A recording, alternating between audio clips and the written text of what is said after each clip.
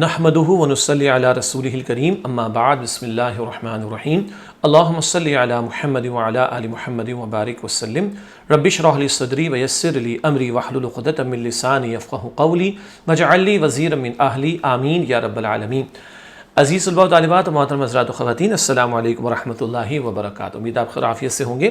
مطالعہ قرآن حکیم برائے طلباء و طالبات حصہ دوم کا آن لائن کورس کا سلسلہ جاری ہے، اور آج لیسن پلان کے مطابق ہمارا لیسن نمبر ہے 59 انشاءاللہ آج ہم سورۃ الفجر کا مطالعہ کریں گے۔ اس سورت کا شان نزول، اس کا تعارف، اس کا تلاوت کا اہتمام، ترجمہ، تشریح، علم و عمل کی باتیں، یہ سب باتیں ہمارے سامنے آئیں گے انشاءاللہ تعالی۔ کتاب کے جو صفحات ہیں 208، 209 اور 210، بک 2 پیج نمبر 208، 209 اور 210، ان کا انشاءاللہ جب مطالعہ کریں گے تو آج ہمارا لیسن نمبر 59 سورۃ الفجر کا ہم کر رہے ہیں مطالعہ۔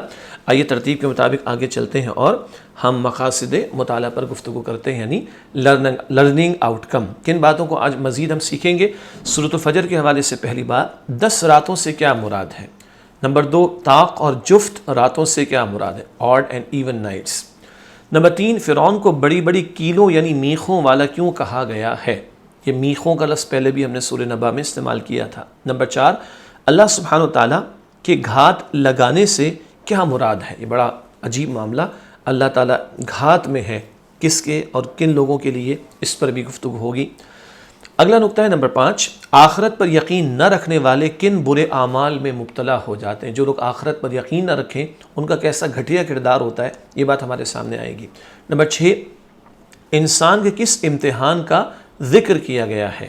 نمبر 7، دنیا دار الامتحان ہے، ہمیں اس امتحان میں کامیابی کے لیے کیا کرنا چاہیے؟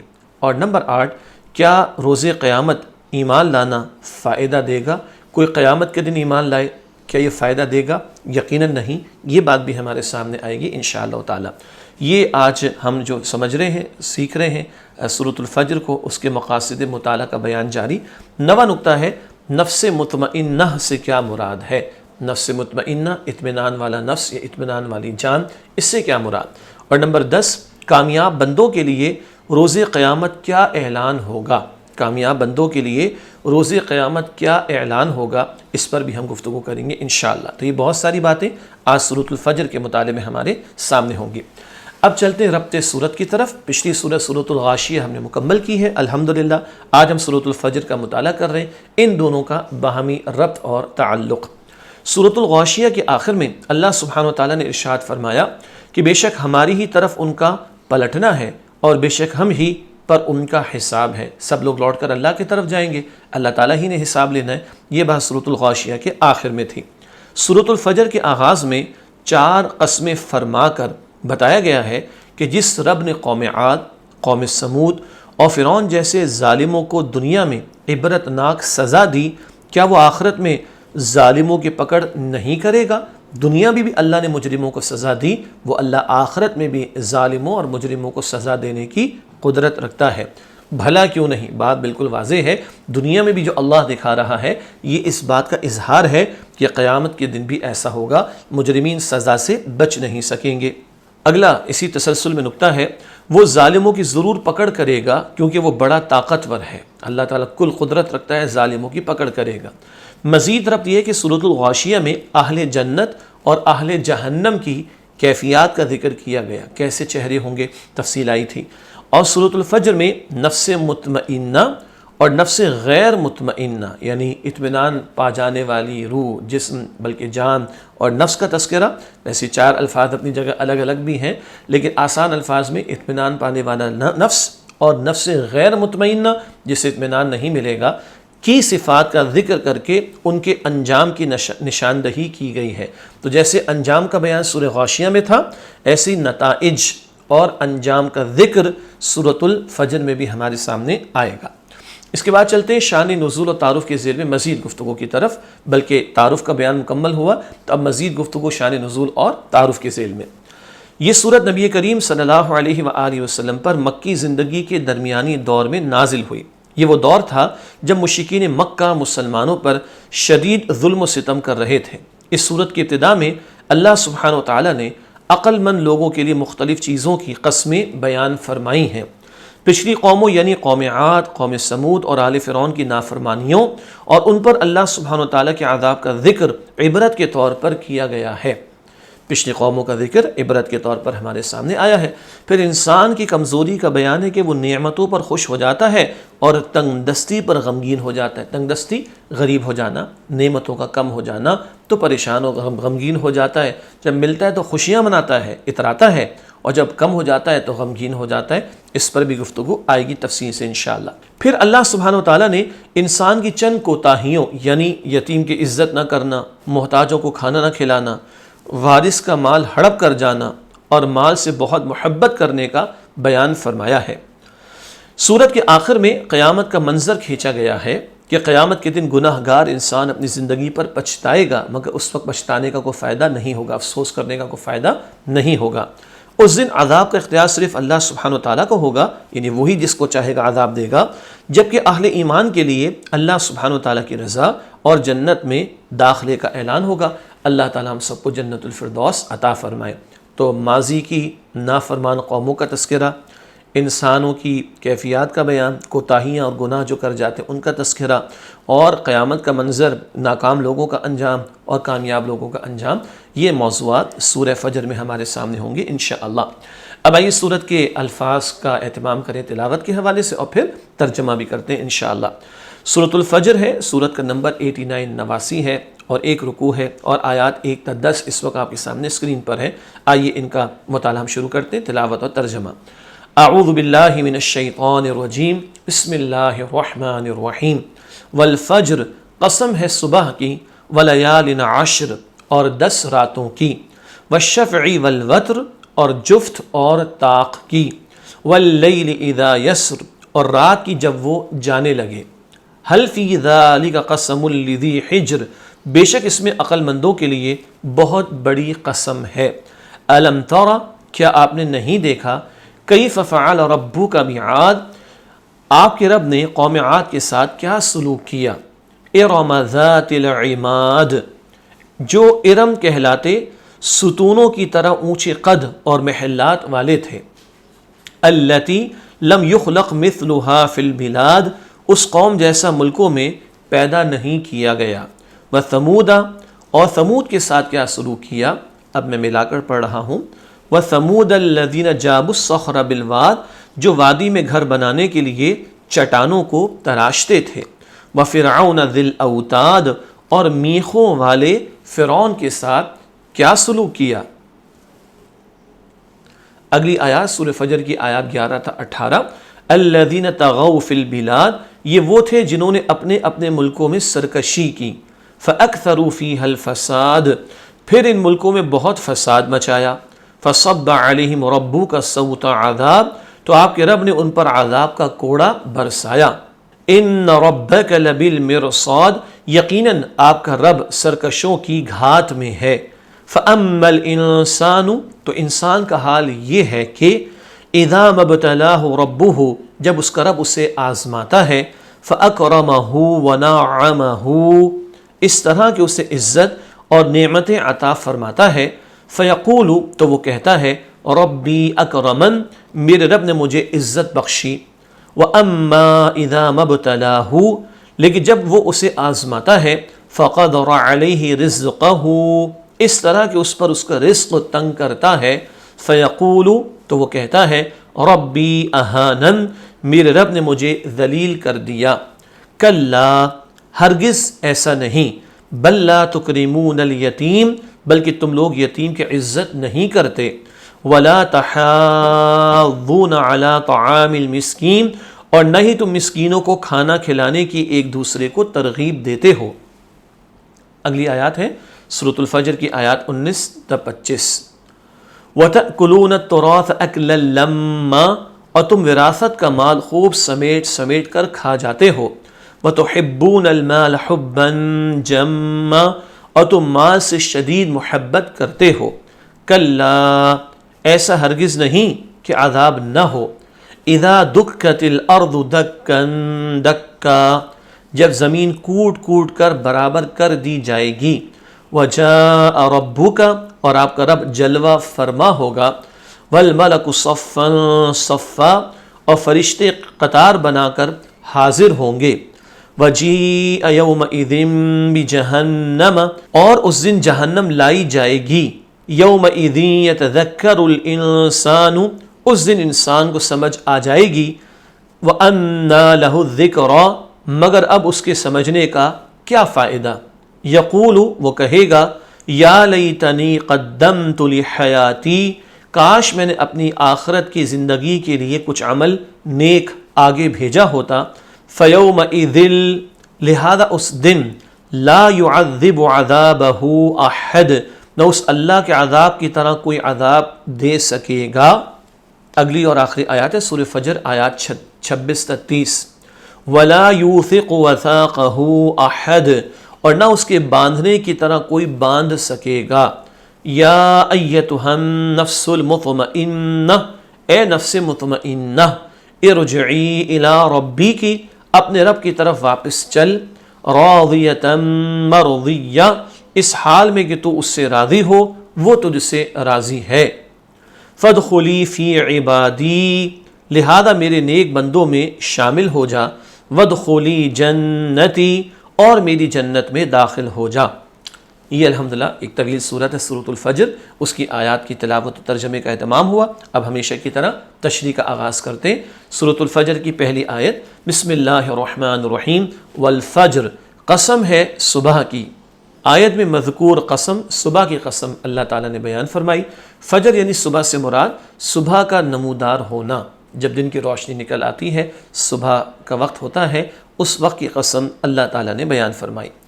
آیت نمبر 2، وَلَيَالٍ عَشْرٍ، اور 10 راتوں کی قسم کا ذکر ہے. 10 راتوں کی قسم اللہ تعالیٰ نے بیان فرمائی. 10 راتوں سے مراد، 10 راتوں سے متعلق مفسرین کے مندرجہ ذیل اقوال ملتے ہیں. نمبر 1، محرم کی ابتدائی 10 راتیں. نمبر 2، رمضان کے آخری عشرے کی 10 راتیں. نمبر 3، ذی الحجہ کی ابتدائی 10 راتیں. یہ مختلف آراء ہیں جو مفسرین نے بیان فرمائی.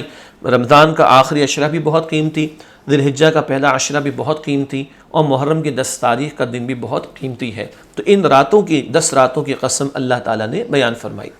نمبر 3، آیت نمبر 3 ہے، والشفع والوتر، اور جفت اور طاق کی. جفت وہ عدد جو 2 پر تقسیم ہو جائے، جیسے 2، 4، 6، 8 کسی چیز کا جوڑا ہونا، جس کو ہم پیر کہتے ہیں جوڑے کو، اور یہ ایون نمبرز ہیں. ٹھیک ہے. جفت سے مراد، اکثر مفسرین نے جفت سے مراد مخلوق لی ہے. بعض مفسرین نے جفت سے مراد وہ نمازیں لی ہیں جن کی رکعتیں 2 یا 4 ہوں، جیسے فجر، ظہر، عصر، عشاء. تو یہ مختلف آراء ہیں اس حوالے سے مفسرین کی. پھر طاق کا لفظ بھی ہے، آڈ نمبر جسے کہا جاتا ہے، وہ عدد جو 2 پر پورا تقسیم نہ ہو، جیسے 1، 3، 5، 7، یکتا، یگانہ، جو کہ یکتا ہو، یونیک ہو. ٹھیک ہے. اور طاق ایون آڈ نمبرز کو کہا جاتا ہے، وہ آڈ نمبرز کے جو کہ 2 سے ڈیوائیڈ نہ ہو سکے. طاق سے کیا مراد ہے؟ چونکہ آڈ کا ورڈ یہاں پر آیا، آڈ نمبر. اکثر مفسرین نے طاق سے اللہ سبحانہ وتعالیٰ کی ذات مراد لی ہے. بعض مفسرین نے طاق سے وہ مراد لی ہیں نمازیں جن کی رکعتیں 3 ہوں، جیسے مغرب اور عشاء کے وتر، ان کی رکعتیں 3 ہوتی ہیں. یہ بہت ساری آراء ہیں، اس پر زیادہ تفصیل کا یہاں پر موقع نہیں ہے. آیت نمبر 4 ہے سورہ فجر کی، واللیل اذا یسر، اور رات کی جب وہ جانے لگے. قسم کا ذکر ہے رات کی جب وہ جانے لگے. تو صبح کی قسم، طاق اور جفت کی قسم، اور رات کے جانے کے وقت کی قسم اللہ تعالیٰ نے بیان فرمائی. آیت نمبر 5، هل فی ذلک قسم لذی حجر، بے شک اس میں عقل مندوں کے لیے بہت بڑی قسم ہے. قسم ذکر فرمانے کے بعد اللہ تعالیٰ کا فرمان ہے عقل مند لوگوں کے لیے بہت بڑی قسم ہے، کیونکہ آگے بڑی اہم حقائق کو اللہ تعالیٰ نے بیان فرمایا، اور ان حقائق کو سمجھ لینا اور مان لینا یہ سب سے بڑی عقل مندی ہے. تو ان قسموں کے بیان میں اللہ فرما رہا ہے عقل مندوں کے لیے بہت بڑی قسم ہے. آیت نمبر 6، الم تر کیف فعل ربک بعاد، کیا آپ نے نہیں دیکھا آپ کے رب نے قوم عاد کے ساتھ کیا سلوک کیا. یہ آیت نمبر 6 کا ترجمہ ہے. تشریح، بطور عبرت ایک قوم کی مثال، قوم عاد کی مثال دی گئی ہے. یہ حضرت نوح علیہ السلام کے بیٹے سام کی اولاد میں سے تھے. انہیں عاد ارم بھی کہا جاتا ہے. قوم عاد کی طرف حضرت ہود علیہ السلام بھیجے گئے. آپ کو یاد آ گیا؟ کچھ واقعات ہم نے حصہ اول میں پڑھے تھے، پیغمبروں کے واقعات، وہاں اس قوم کا تذکرہ تفصیل سے ہم سیکھ چکے ہیں، سمجھ چکے ہیں۔ قوم عاد کا جرم، اللہ تعالیٰ کے ساتھ شرک کرتے تھے یہ لوگ۔ قوم عاد کا انجام، تیز آندھی 8 دن اور 7 راتیں چلی جس سے مشرکین کو ہلاک کر دیا۔ اس قدر بڑا عذاب، ہفتے بھر یہ آندھی شدید چلتی رہی اور اس قوم کو اللہ سبحانہ وتعالیٰ نے مٹا ڈالا۔ آیت نمبر 7، ارم ذات العماد، جو ارم کہلاتے ستونوں کی طرح اونچے قد اور محلات والے تھے۔ یہ آیت نمبر 7 کا ترجمہ۔ قوم ارم کی صفت کا بیان، قوم عاد کو قوم ارم کہا گیا، لمبے جسموں والے یا لمبے ستونوں والے محلات تعمیر کرنے والے۔ انہیں عاد اولا بھی کہا جاتا ہے، پہلے عاد ان کو کہا جاتا ہے۔ تو یہ لمبے جسموں والے بھی تھے یا لمبے ستونوں والے محلات تعمیر کرتے، اس تعلق سے ان کو ذی الاوتاد کہا گیا۔ آیت نمبر 8، التی لم یخلق مثلها فی البلاد، اس قوم جیسا ملکوں میں پیدا نہیں کیا گیا۔ قوم ارم کی شان کا بیان، یعنی قوم عاد، اللہ سبحانہ وتعالیٰ نے ان جیسا دنیا میں کوئی اور پیدا نہیں فرمایا۔ جو اللہ نے ان کو قد عطا کی، لمبے ستون والے بھی تھے اور لمبے قد والے بھی تھے، ان جیسا اللہ نے اور کسی کو نہیں بنایا دنیا میں۔ آیت نمبر 9، وَثَمُودَ الَّذِينَ جَابُوا الصَّخْرَ بِالْوَادِ، اور ثمود کے ساتھ کیا سلوک کیا؟ جو وادی میں گھر بنانے کے لیے چٹانوں کو تراشتے تھے۔ بطور عبرت ایک اور قوم کی مثال، قوم سمود کی۔ قوم عاد کے اہل ایمان جو عذاب سے بچا لیے گئے تھے، ان کی اولادوں سے قوم سمود وجود میں آئی۔ انہیں عاد الاخری بھی کہا جاتا ہے۔ پہلے قوم عاد کا ذکر آیا، ان کو عاد اولا بھی کہتے ہیں، اور ان میں سے جو ایمان والے بچے ان سے قوم سمود وجود میں آئی، ان کو عاد اخری، بعد والے عاد بھی کہا جاتا ہے، عاد ثانی بھی کہا جاتا ہے۔ تو پہلے قوم عاد تھی اور یہ قوم سمود۔ ان کے واقعات ہم پہلے حصہ اول میں الحمدللہ پڑھ چکے ہیں۔ قوم سمود کا جرم، اللہ سبحانہ وتعالیٰ کے ساتھ شرک کرتے تھے، یہ ان قوموں کا سب سے بڑا جرم تھا۔ قوم سمود کی طرف بھیجے گئے رسول حضرت صالح علیہ السلام، اور یاد آ گیا اس قوم کو کون سا موضع عطا ہوا تھا؟ اونٹنی کا موضع عطا ہوا تھا۔ قوم سمود کا انجام، زلزلے کے ذریعے تمام مشرک ہلاک کر دیے گئے۔ قوم سمود کی صفت کا بیان، وادیوں میں پہاڑوں کو تراشتے تھے۔ اتنی بڑی ٹیکنالوجی ان کے پاس تھی، اتنی انجینئرنگ ان کے پاس ہی، پہاڑوں کو تراش کر محلات بناتے۔ جاہل نہیں تھے، بے وقوف نہیں تھے، بڑی ان کے پاس ٹیکنالوجی تھی، بڑا فن ان کے پاس تھا۔ پہاڑوں کو تراش کر محلات بنانا آسان کام ہے، لیکن جب شرک پر اڑے رہے اور نافرمانی کرتے رہے، پیغمبر کی دعوت کو رد کیا، تو اللہ نے عذاب میں مبتلا کیا اور زلزلے سے یہ مشرک قوم ہلاک کر دی گئی۔ آیت نمبر 10، وَفِرْعَوْنَ ذِي الْأَوْتَادِ، اور میخوں والے فرعون کے ساتھ کیا سلوک کیا؟ مستقل سوال چل رہا ہے کہ آپ نے دیکھا فلاں کے ساتھ کیا ہوا، فلاں کے ساتھ کیا ہوا، اب فرعون کا ذکر آ رہا ہے، میخوں والے۔ بطور عبرت ایک اور مثال، فرعون کی مثال، فرعون کی صفت کا بیان ہے، بڑی بڑی کیلوں والا۔ یہ کیلوں کا ذکر پہلے بھی آتا رہا ہے۔ فرعون کو بڑی بڑی کیلوں والا کہنے کی وجہ، کیونکہ وہ جب اپنی فوج کے ساتھ نکلتا تو وہ خیمے لگانے کے لیے بڑی بڑی کیلیں ساتھ رکھتے تھے، یا اپنے دشمنوں کو سزا دینے کے لیے ان کے ہاتھ پاؤں میں کیلیں ٹھونک دیتے تھے۔ بڑی بڑی کیلیں جو ہوتی تھی یہ خیمے میں بھی استعمال کرتے، اور سزا دینے کے لیے بھی لوگوں کو ان کو ہاتھ پاؤں ان کے اس میں کیل ٹھوک دیتے تھے۔ اللہ اکبر، یہ ہے جس کی وجہ سے فرعون کو کیلوں والا، میخوں والا کہا گیا۔ آیت نمبر 11، الذین طغوا فی البلاد، یہ وہ تھے جنہوں نے اپنے اپنے ملکوں میں سرکشی کی۔ ان مجرمین کا مکمل یعنی مجموعی طور پر بیان آ رہا ہے۔ آیت میں مذکور لوگوں کا ذکر، ملک میں سرکشی کرنے والوں کا ذکر کیا گیا جنہوں نے زمین میں فساد مچایا، ان کا تذکرہ ہو رہا ہے۔ آیت نمبر 12، فَأَكْثَرُوا فِيهَا الْفَسَادَ، پھر ان ملکوں میں بہت فساد مچایا۔ آیت میں مذکور لوگوں کا ذکر، ملک میں فساد مچانے والوں کا ذکر کیا گیا جنہوں نے سرکشی کی، زمین میں ظلم و ستم کیا اور شرک پر اڑے رہے، کفر پر اڑے رہے۔ آیت نمبر 13، فَصَبَّ عَلَيْهِمْ رَبُّكَ سَوْطَ عَذَابٍ، تو آپ کے رب نے ان پر عذاب کا کوڑا برسایا۔ یہ ہے جو سزا کا اب ذکر آ رہا ہے۔ اللہ سبحانہ وتعالیٰ کے ان لوگوں کے ساتھ معاملہ، اللہ سبحانہ وتعالیٰ نے ان پر عذاب کا کوڑا برسایا۔ ان قوموں کے حالات ہم پہلے پڑھ آئے ہیں، اور فرعون کا ذکر بھی موسیٰ علیہ السلام کے قصے میں حصہ 2 میں پارٹ 2 میں آ چکا ہے۔ آیت نمبر 14، ان ربک لبالمرصاد، یقیناً آپ کا رب سرکشوں کی گھات میں ہے۔ اللہ سبحانہ وتعالیٰ کا ان لوگوں کے ساتھ مزید معاملہ، اللہ سبحانہ وتعالیٰ ان سرکشوں کی گھات میں ہے۔ اللہ تعالیٰ گھات میں ہے، اس سے کیا مراد آئیے سمجھتے ہیں۔ مرصاد یعنی گھات سے مراد کیا ہے؟ انتظار کرنے کی جگہ، یعنی بلند مقام جہاں سے دور دور تک دیکھا جا سکے۔ کوئی شکاری شکار کرنا چاہتا ہے تو وہ بھی شکار کی گھات میں ہوتا ہے نا، تاکتا ہے پہلے اور پھر جب شکار آتا ہے تو اس کو مارتا ہے، یہ تو گھات کا مفہوم ہوا۔ اللہ تعالیٰ گھات میں ہے، اللہ اکبر، اس کا کیا مفہوم ہے؟ آگے لکھا ہے اللہ سبحانہ و تعالیٰ کے گھات لگانے سے مراد اللہ سبحانہ و تعالیٰ انسان کی تمام حرکات و سکنات دیکھ رہا ہے اور وہ ان سب کو جزا و سزا دینے والا ہے۔ اللہ تعالیٰ قادر ہے مجرموں کی پکڑ کرنے پر اور وہ بالکل گھات میں ہے۔ وقت آئے گا دنیا میں بھی پکڑ آتی، جیسے ان قوموں کو عذاب میں مبتلا کیا گیا، اور سب سے بڑا معاملہ جزا کا کہاں ہے؟ آخرت میں۔ اللہ تعالیٰ انتظار میں ہے کہ اللہ تعالیٰ وقت آنے پر ان کے معاملات کو چکا دے گا، ان کے فیصلے کر دے گا۔ آیت نمبر 15، فَأَمَّا الْإِنسَانُ إِذَا مَا ابْتَلَاهُ رَبُّهُ فَأَكْرَمَهُ وَنَعَّمَهُ فَيَقُولُ رَبِّي أَكْرَمَنِ، تو انسان کا حال یہ ہے کہ جب اس کا رب اسے آزماتا ہے، اس طرح کہ اسے عزت اور نعمتیں عطا فرماتا ہے، تو وہ کہتا ہے میرے رب نے مجھے عزت بخشی۔ آیت نمبر 15 کا مفہوم و ترجمہ ہوا۔ تشریح کے والے سے پہلی بات، انسان پر اللہ سبحانہ وتعالیٰ کے امتحان کا ذکر، وہ امتحان جو اللہ سبحانہ وتعالیٰ نعمتیں عطا فرما کر لیتا ہے۔ پوری زندگی تو امتحان ہے، اور اللہ نے بے شمار نعمتیں دی ہیں، اور کسی کو دولت زیادہ بھی دی ہے، کسی کو وسائل زیادہ بھی دیے ہیں۔ یہ سب کیا ہے؟ امتحان۔ جو مل رہا ہے یہ سب کیا ہے؟ امتحان۔ زیادہ کر دیا تو یہ بھی کیا ہے؟ امتحان۔ آگے لکھا ہے اکثر انسانوں کے نزدیک عزت کا معیار دنیا میں مال کی فراوانی اور نعمتوں کا حاصل ہونا۔ فراوانی کہتے ہیں زیادہ ہو جانا، بہت زیادہ ہو جانا۔ کچھ لوگ سمجھتے ہیں پیسہ زیادہ ہے تو ہم اللہ کے بڑے پسندیدہ ہیں، مال ہے تو ہم بڑے اونچے ہیں۔ ارے بھائی پیسہ تو فرعون کے پاس بھی بہت تھا، مال تو نمرود بادشاہ کے پاس بھی بہت تھا، قارون کا نام آپ نے سنا ہوگا، اس کے پاس بھی بہت تھا۔ یہ کہ اللہ کے پسندیدہ تھے، لیکن لوگوں نے معیار بنا رکھا ہے، پیسہ ہے، جائیداد ہے، وسائل ہے، عہدہ اقتدار ہے تو ہم اونچے ہیں، باقی سارے نیچے ہیں۔ یہ لوگوں کا خیال ہے، اللہ تعالیٰ کا معیار یہ نہیں ہے۔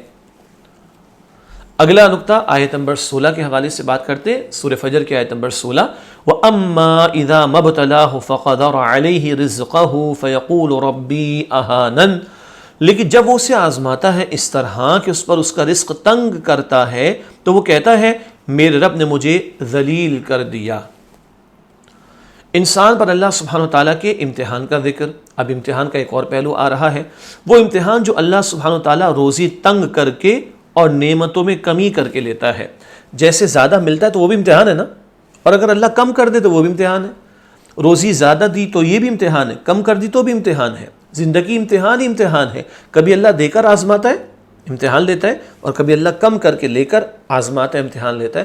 اصل بات امتحان کی ہو رہی ہے، لیکن لوگوں کا معاملہ کیا ہے؟ اگلا نقطہ، اکثر انسانوں کے نزدیک ذلت کا معیار دنیا میں عزت و نعمت کا چھن جانا۔ لوگ سمجھتے ہیں مال نہیں ہے تو ذلیل ہے، لوگ سمجھتے ہیں کہ مال نہیں تو کمتر ہے، لوگ سمجھتے ہیں کہ دنیا نہیں ہے اس کے پاس تو بڑا کمزور آدمی ہے۔ استغفر اللہ، یہ لوگوں کا معیار ہے۔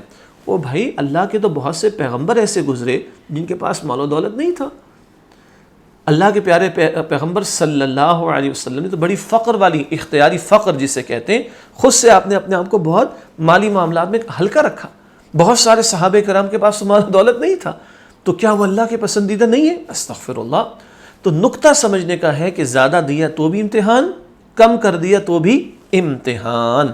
اس کو سمجھنے کے لیے ایک اور نقطہ، عملی پہلو کیا ہے اس کا؟ دنیا دار الامتحان ہے۔ اس دنیا میں اللہ نے ہمیں امتحان اور آزمائش کے لیے بھیجا ہے۔ یہاں اللہ سبحانہ و تعالیٰ کسی کو دے کر آزماتا ہے اور کسی سے لے کر آزماتا ہے۔ دیا گیا ہے زیادہ تو بھی امتحان، کم تو وہ بھی امتحان۔ کامیاب وہ شخص ہے جو اللہ سبحانہ و تعالیٰ کی نعمتوں کا شکر کرے اور نقصانات پر صبر کرے، جبکہ ناکام وہ ہے جو خوشحالی میں اللہ سبحانہ و تعالیٰ کو بھلا دے اور تنگ دستی میں اللہ سبحانہ و تعالیٰ سے شکوہ اور نافرمانی کرے۔ سبحان اللہ۔ کامیابی کیا ہے؟ نعمت پہ شکر ادا کرو، مصیبت آ جائے صبر کرو۔ نعمت ملے تو اللہ کو بھولو نہیں، اللہ کو یاد رکھو، اور اگر کمزوری کا معاملہ آ جائے، کچھ کم ہو جائے تو شکوہ نہ کرو، اللہ کے فیصلے پر راضی رہو۔ یہ ہے عملی پہلو جو ہمیں سیکھنا چاہیے، سمجھنا چاہیے اور اس پر عمل کرنا چاہیے۔ ایک حدیث میں آتا ہے، صحیح مسلم شریف کی روایت ہے، اللہ کے پیارے رسول علیہ الصلوۃ والسلام نے ارشاد فرمایا، مومن کا معاملہ بہت عمدہ، بڑا ہی پیارا ہے۔ جب اسے نعمت ملتی ہے تو وہ اللہ کا شکر ادا کرتا ہے کیونکہ اللہ نے عطا فرمائی. جب اس پر تکلیف آتی ہے تو صبر کرتا ہے کیونکہ اللہ ہی کا فیصلہ ہے. اور حضور علیہ الصلوۃ والسلام نے فرمایا دونوں صورتوں میں اس کو ثواب ملے گا. نعمت میں شکر کرے گا ثواب ملے گا، اجر ملے گا. مصیبت پہ صبر کرے گا ثواب ملے گا، اجر ملے گا. اور آپ صلی اللہ علیہ وسلم نے فرمایا یہ کیفیت مومن کے سوا کسی کو ملتی نہیں ہے. اس کے بعد آیت نمبر 17 کلا بل لا تکرمون الیتیم، ہرگز ایسا نہیں بلکہ تم لوگ یتیم کی عزت نہیں کرتے. آخرت سے غافل انسان کی علامت کا بیان، یتیم کی عزت نہیں کرتا. جو دنیا کے مقصد کو نہیں سمجھتا، اپنی زندگی کے مقصد کو نہیں سمجھتا، اپنی اصل زندگی آخرت کو نہیں سمجھتا، اس کا کیسا کردار ہوتا ہے وہ اب سامنے آ رہا ہے. یتیم کی عزت نہیں کرتا. حالانکہ معاشرے میں جو یتیم بچے اور بچیاں ہیں ان سے سبھی لوگوں کو عام طور پر ہمدردی ہو جانی چاہیے اور ہو جاتی ہے، لیکن آخرت کا انکار کرنے والا اور دنیا کا بندہ اور غلام بننے والا اتنے گھٹیا کردار پر آ جاتا ہے کہ وہ یتیم کی عزت نہیں کرتا، اس کے ساتھ بھلا سلوک نہیں کرتا. آیت نمبر 18 وَلَا تَحَاضُّونَ عَلَىٰ طَعَامِ الْمِسْكِينِ، اور نہ ہی تم مسکینوں کو کھانا کھلانے کی ایک دوسرے کو ترغیب دیتے ہو. یہ دوسری بات آ رہی ہے. آخرت سے غافل انسان کی مزید علامات کا بیان، محتاج کو کھانا کھلانے کی ترغیب نہیں دلاتا. ارے خود نہیں کھلا سکتے، ایک بھوکا آدمی سامنے آ گیا، اس نے ہاتھ پھیلا دیا تو جو کر سکتا ہے اس کو کہہ دو. ترغیب دوسرے کو تو کہہ سکتے ہو بھائی اس کی مدد کر لو. اتنا گھٹیا کردار. آخرت کے انکار کرنے والے اتنی پست اور گھٹیا سطح پر آ جائیں کہ یہ نیکی بھی نہ کر سکے، محتاج کو کھلا بھی نہ سکو، خود نہ کھلا سکو، دوسرے کو تو کہہ سکتے ہو وہ بھی نہ کرو. یہ گھٹیا کردار کن لوگوں کا جو آخرت کے انکار کرنے والے ہیں اور آخرت پر جن کا یقین نہیں ہوتا. آیت نمبر 19 وَتَأْكُلُونَ التُّرَاثَ أَكْلًا لَمًّا، اور تم وراثت کا مال خوب سمیٹ سمیٹ کر کھا جاتے ہو. اللہ اکبر. آخرت سے غافل انسان کی مزید علامت کا بیان، میراث کا مال کھا جاتا ہے. وراثت میں حصے تقسیم ہوتے ہیں نا، کسی کا انتقال ہو گیا تو اس کا مال تقسیم ہوتا ہے، وہ حصہ کھا جاتا ہے. اور کتنی عام سی بات ہے ہمارے معاشرے میں، کچھ لوگ اپنی بیوہ بھاوج کا مال کھا جاتے ہیں. ایک صاحب کی بھائی کا انتقال ہو گیا تو ان کی بیوی بیوہ ہو گئی نا، اس کا مال ہڑپ کر گئے. بھتیجے اور بھتیجی کا مال ہڑپ کر گئے. کوئی بیٹیوں کا مال ہڑپ کر جاتا ہے، کوئی بہنوں کا مال ہڑپ کر جاتا ہے. یہ تو ہم اپنے معاشرے میں دیکھ رہے ہیں. یہ گھٹیا کردار کن کا ہوتا ہے؟ جن کا آخرت پر یقین نہیں ہوتا. یتیم کو کھلانا نہیں، یتیم کی عزت نہیں کرنا، محتاج کو کھلانا بھی نہیں، کھلانے کی ترغیب بھی نہ دلانا، وراثت کا مال جو حق ہے کسی کا حق مار لینا. یہ گھٹیا کام کب کرتا ہے انسان؟ جب آخرت کا یقین نہیں ہوتا. اب ہم اپنے معاشرے پر نگاہ ڈالیں، کیا حرکتیں یہ معاشرے میں نظر نہیں آ رہی ہمیں؟ یتیموں کا مال ہڑپ کرنا، چھوٹوں کے ساتھ ظلم و ستم کرنا، بچیوں کا مال ہڑپ کر جانا، ہاں کھلانا تو دور کی بات ہے، ہڑپ کر جانا، چھین لینا. یہ ہم نہیں دیکھ رہے. کس بات کی علامت ہے؟ شاید آخرت کا یقین نہیں ہے، تب یہ گھٹیا کردار سامنے آ رہا ہے. اللہ تعالی ہمیں محفوظ رکھے. آیت نمبر 20 وَتُحِبُّونَ الْمَالَ حُبًّا جَمًّا، اور تم مال سے شدید محبت کرتے ہو. آخرت سے غافل انسان کی مزید علامات کا بیان، مال سے شدید محبت کرتا ہے. یہ چوتھی بات آ رہی، مال کی بڑی شدید محبت. آخرت سامنے نہیں، دنیا ہی کا بندہ بنا ہوا ہے تو بس مال ہی مال، چاہے حلال سے ملے حرام سے ملے، انہی گناہوں کے اندر لگ کر مال کما رہا ہوتا ہے. حالانکہ جب مر کر قبر پہ جائے گا تو 1 روپیہ بھی ساتھ نہیں جائے گا، کچھ نہیں جائے گا. اعمال ساتھ جائیں گے لیکن نہیں، آخرت پر ایمان نہیں، مال پیسہ کمانے ہی میں لگے ہوئے اور آخرت کو بھلائے بیٹھے. استغفر اللہ. آیت نمبر 21 کلا اذا دکت الارض دکا دکا، ایسا ہرگز نہیں کہ عذاب نہ ہو جب زمین کوٹ کوٹ کر برابر کر دی جائے گی. قیامت کا منظر، زمین کوٹ کوٹ کر برابر کر دی جائے گی. یہ سارا معاملہ بالکل برابر کر دیا جائے گا. اللہ اکبر. آج تو پہاڑ ہیں ریزہ ریزہ ہو جائیں گے، ہم پڑھ کر آ چکے. زمین فلیٹ اور چٹیل میدان کر دی جائے گی. یہ قیامت کا منظر بیان ہو رہا ہے. آیت نمبر 22 وَجَاءَ رَبُّكَ وَالْمَلَكُ صَفًّا صَفًّا، اور آپ کا رب جلوہ فرما ہوگا اور فرشتے قطار بنا کر حاضر ہوں گے. قیامت کے منظر کا مزید بیان، اللہ سبحانہ وتعالی جلوہ فرما ہوگا اور فرشتے قطار باندھ کر حاضر ہوں گے. اللہ تعالیٰ اپنی شان کے مطابق جلوہ فرما ہوگا اور فرشتے صفے باندھے کھڑے ہوں گے اور قیامت برپا ہو چکی، اب اللہ کی عدالت لگے گی. آیت نمبر 23 وَجِيءَ يَوْمَئِذٍ بِجَهَنَّمَ يَوْمَئِذٍ يَتَذَكَّرُ الْإِنسَانُ وَأَنَّى لَهُ الذِّكْرَى، اور اس دن جہنم لائی جائے گی، اس دن انسان کو سمجھ آ جائے گی، مگر اب اس کے سمجھنے کا کیا فائدہ۔ قیامت کے منظر کا مزید بیان، جہنم لائی جائے گی، نیز قیامت کے دن انسان کو اس بات کی سمجھ آ جائے گی کہ حقیقی کامیابی و ناکامی آخرت کی ہے۔ قیامت تو برپا ہوگی، اور قیامت برپا ہونے کے بعد وہ لوگ جو آخرت کو جھٹلا رہے تھے ان کو پتہ چل جائے گا کہ قیامت برپا ہونا برحق تھا، جہنم کا عذاب بتایا گیا برحق تھا، اور جزا و سزا کا معاملہ برحق تھا، سب کھل کر سامنے آ جائے گا۔ آخرت میں اس حقیقت کو سمجھنے کا فائدہ، آخرت میں حقیقت کی سمجھ آ جانا انسان کے لیے فائدہ مند نہ ہوگی، بلکہ دنیا ہی میں یہ بات سمجھ آ جائے اور انسان نیک اعمال کرے تو یہ سمجھنا اس کے لیے فائدہ مند ہوگا۔ اصل دنیا میں فائدہ ہے، آج جو مانے گا اور محنت کرے گا، عمل کرے گا، وہ کل کامیاب ہوگا انشاءاللہ، مگر جو آخرت میں مانے کوئی فائدہ نہیں۔ دنیا عمل کا موقع ہے، یہ دار العمل ہے، عمل کا موقع ادھر ہے، وہ دار الجزا ہے، وہاں تو نتیجہ ملے گا۔ رزلٹ ڈے جب ہوتا ہے تو اس دن کوئی ایگزام کا موقع ہوتا ہے کہ آج میں پیپر دے دوں، امپاسبل نا۔ تو اللہ بھی یہ بتا رہا ہے اس دن کوئی فائدہ نہیں ہوگا ماننے کا، آج آنکھیں کھلی ہیں، موت کے پہلے پہلے ماننے کا فائدہ ہوگا۔ آیت نمبر 24، یقول یا لیتنی قدمت لحیاتی، وہ کہے گا کاش میں نے اپنی آخرت کی زندگی کے لیے کچھ عمل نیک آگے بھیجا ہوتا۔